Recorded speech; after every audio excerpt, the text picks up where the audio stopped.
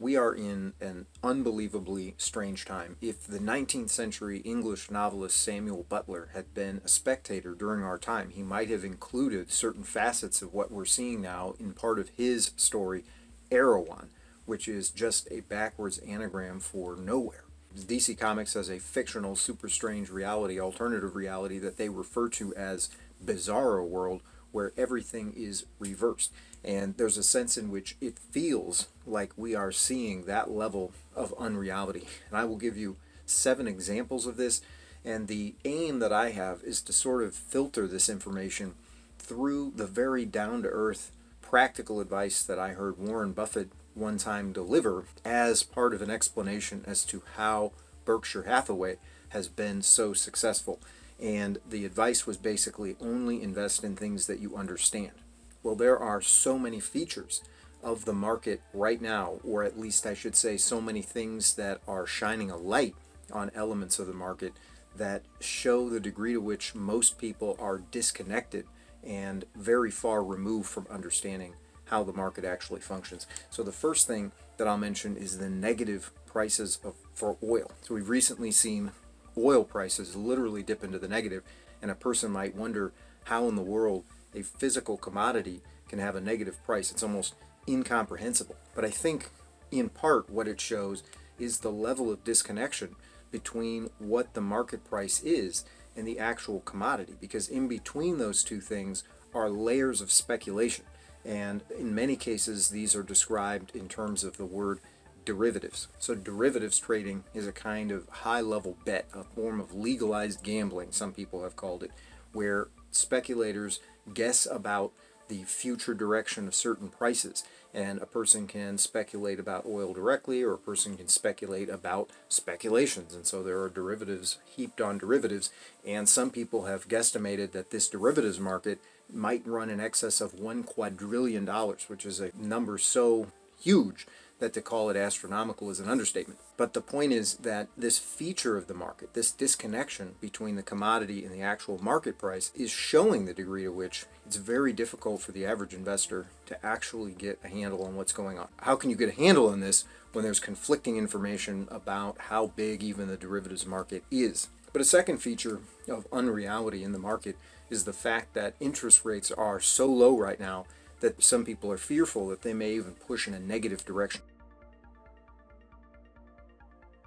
Now, things were bad enough normally because the price of money is not set by the demand for money, as you might think if you just read a Economics 101 textbook. And I should say, I am not an economist. I do not have a business degree. I'm not an expert. I'm not a financial advisor. This is just for informational or entertainment purposes only.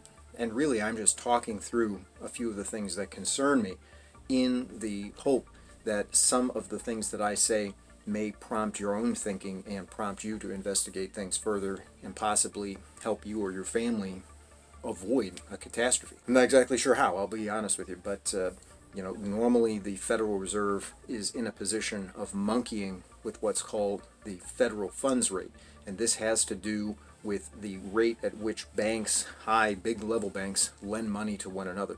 And the idea is that when they increase the federal funds rate, that borrowing money becomes more expensive, spending is decreased, borrowing is decreased, and they can kind of put a brake on economic growth and stimulation. The alternative is when they lower the rate, borrowing money becomes less expensive, spending in theory is increased, and they're able to stimulate the economy into activity. The problem is that we are nearing a point at which interest rates cannot go any lower. They're basically between 0 and 0.25. Many sources reported that they're literally at 0, and they can't go any lower before they push into negative territory. And in negative territory, whereas a bank literally pays you money in order to keep your money with them, even if it's a very meager, almost non-existent rate like 0.25, they are nevertheless paying you. Some banks right now are at 0.05 or 0.06. It's unbelievable. The point is, if interest rates go into the negative territory, could we be in a situation where you are actually being charged to keep your money in a savings account or in a money market or in a CD? It's honestly an unknown. And again, the whole feature of this, the whole underlying theme of this discussion is supposed to be about the lack of understanding, and how Warren Buffett's admonition to understand the things you put your money into seems to be spun like a top, because there are so many features of this overall situation, both with respect to the stock market, with respect to banking instruments, and many other things that are just almost inscrutable. But just taking a step back, I'm going to mention something that I have mentioned in other places. I ran across a CBS News article not too long ago, and I think it was dated 2018, and the article gave 3 reasons why we have had the longest bull market in history.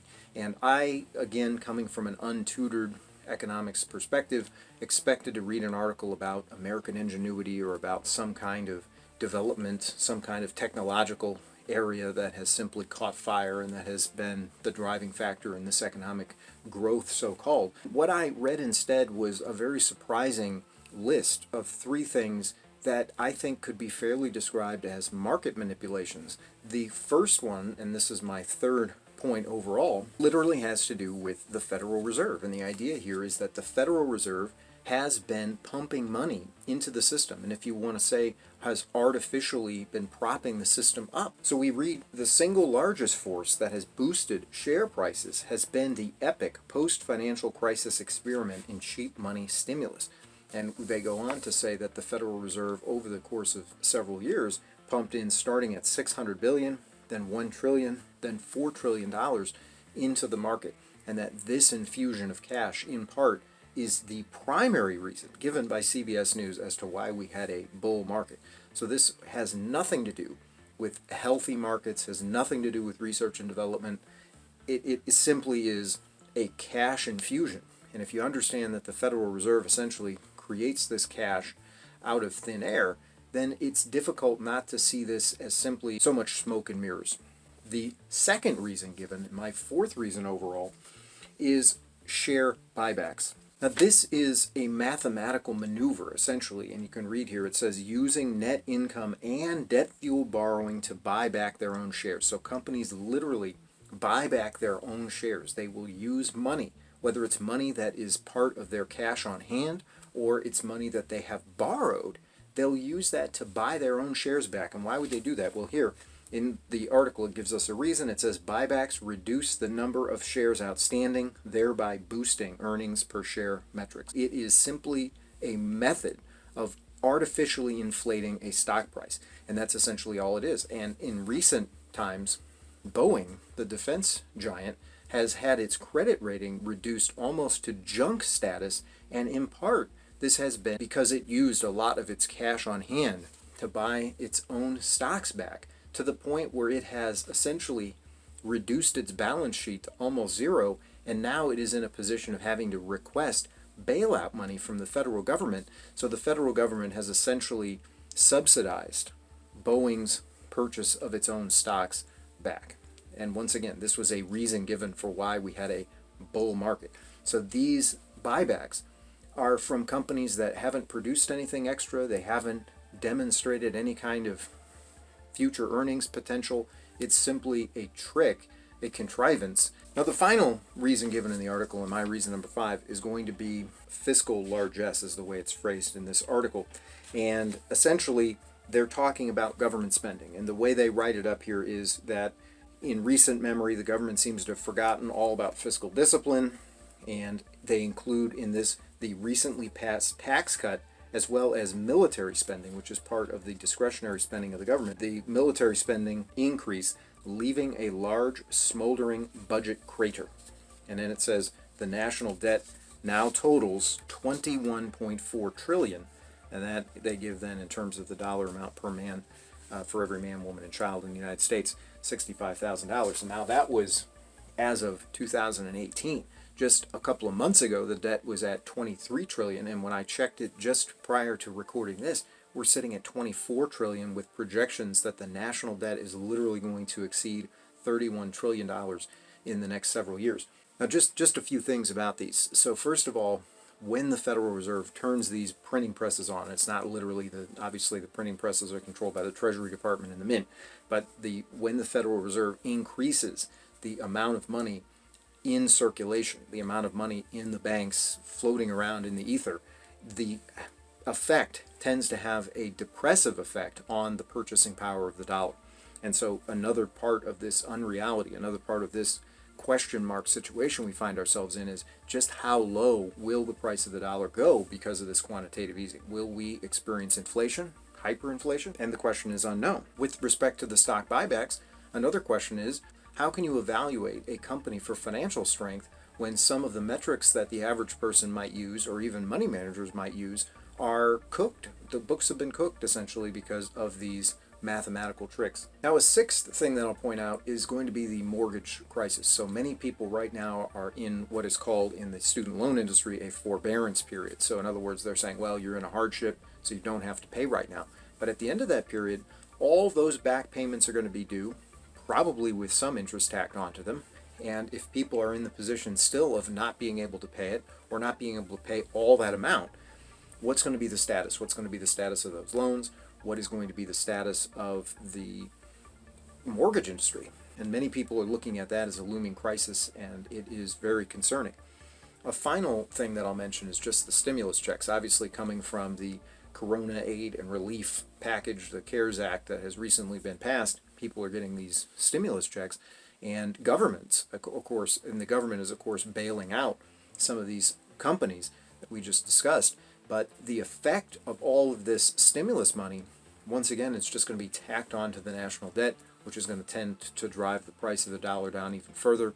And we're in a situation that is just simply unfathomable in a lot of respects. It's difficult to get your mind around the whole situation, and this is why some of the commentators that I have read have stated that it's probably going to take years in order to have just any kind of semblance of economic recovery. And other commentators are not even so optimistic as that. They think essentially that we are on a path to nowhere, literally, and that this is a very dangerous situation. So I don't have solutions to offer in this video. What I'm going to talk through in another video is some possible tactics that you might try, but I am really at a loss in the sense that we're all embedded in this economic situation, and it doesn't seem like the powers that be have left us with many escape routes. So I am not trying to bring you down, but I'm trying to essentially point you in the direction of some of these if they are of interest. So like I said, I wish I had something more to say, and in a subsequent video I will try and get into some possible strategies that you might consider. But if you found something of use, I ask that you like the video. It's not a happy video, so obviously I'm not requesting that you express an enjoyment of the content, but rather that you help me with respect to that like, because it does actually aid with respect to YouTube's algorithm.